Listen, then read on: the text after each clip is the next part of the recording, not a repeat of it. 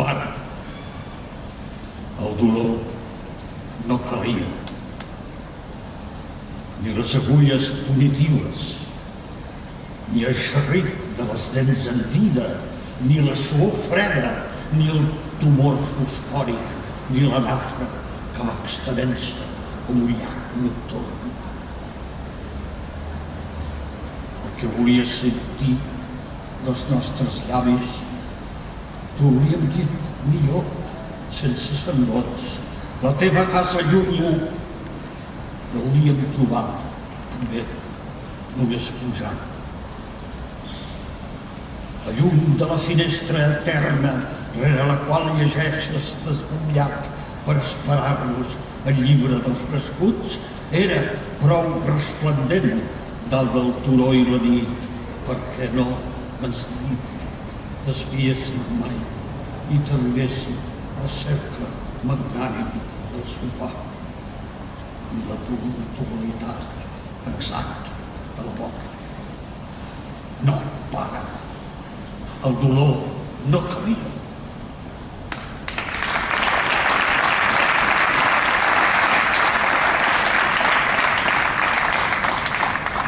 Dona d'aquí un temps.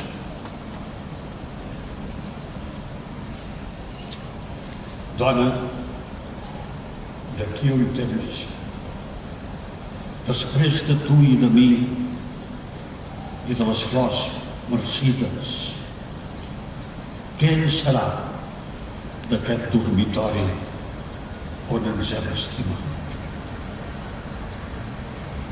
I què en serà del mirall, del penjarrobes, del valencí, del retrat de Luis que tira a magenta, de les fines esberles del guix que han absorbit el nostre alè, la mortal malaltia? No ho sé. En canvi, sé una cosa, més gran i més antiga, passaran milers d'anys i, no ho dubtis, tornaré a escriure en aquest mateix paper, per primer cop com ara, les mateixes preguntes.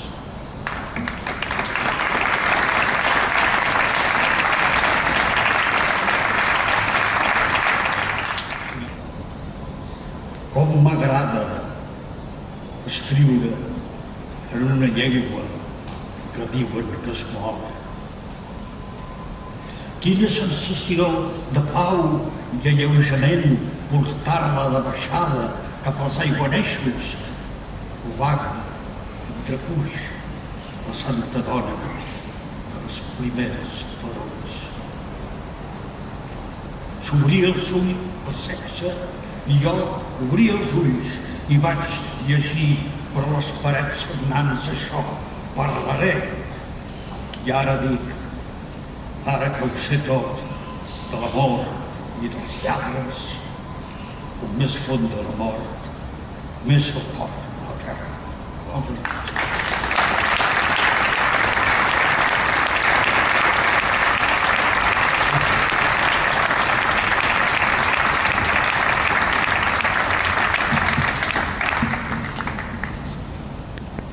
Resurrecció. Et recordo assegut arran de la piscina, les cames afonades, les mans afonades entre els genolls i els ulls, capcot, estàtua arcaica vora l'aigua on jo em banyava. T'estaves quiet cercant l'hàlit de la tarda rere el teu mur que havies erigit, d'aire vist i ciment, amb la teva mirada de sèquia d'aigua estanca que surava precisa com des d'una espiera, escodrinyant amb impostat desdeny els camins que el teu desert al teu voltant creava i transformava a cada instant. Jo repicava el mur i cap porta s'obria. Tu trencaves la pedra i jo no hi era. Era als afores, lluny, sota la pols de les cruïlles on feia que t'esperava, de reüll, sense veure-hi, com en un duel d'esquena a tu. Ara em reptes de nou, amb la cara ensotada al fons d'un altre mur. Un rostre maquillat en galtes i parpelles pel teu desert privat, que et crea i et transforma i t'aixeca en la nit de tots els meus matins. La teva mort serà la meva resurrecció. Gràcies.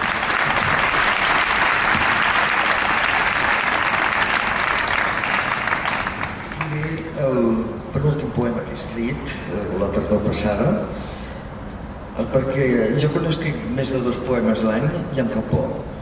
I penso, para. O sigui, tinc una vocació de ser escassa. Però bé, el títol és Matí de tardor a la font de Sant Patriari, Camprodon, 2011.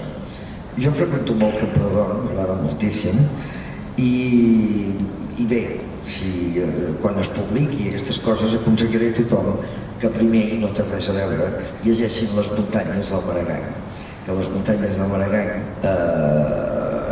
va ser en una fontada, va ser un premi que va ser una topinada en definitiva. El doctor Robert, que és el gran impulsor de que la burgesia catalana anés a Camprodon i aquestes coses, li va dir, presenta't que et donem el premi a tu. I naturalment, com que ens havia molt bé, el poema és molt bonic, Les muntanyes.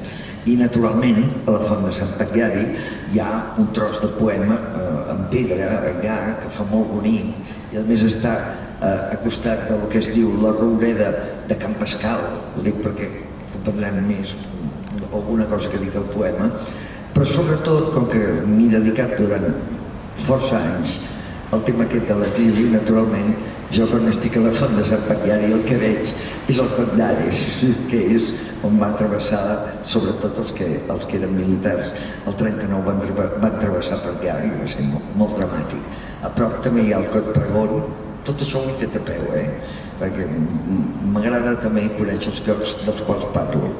Però en fi, també tinguin en compte que una altra font, la mare de la font de Camprodon, hi ha aquest tros del Canigó tan bonic que diu «Per què t'amagues, fresquívol, Camprodon?» Que sí, Camprodon està com una mica amagat. En fi, llegeixo doncs això. Matí de tardor a la font de Sant Patriari, Camprodon, 2011. De ben segur, el mossèn hi va veure, i també l'advocat quan el sol es ponia. La terra, ben cert, era la mateixa, la roureda de nom filosòfic a prop i inamovible.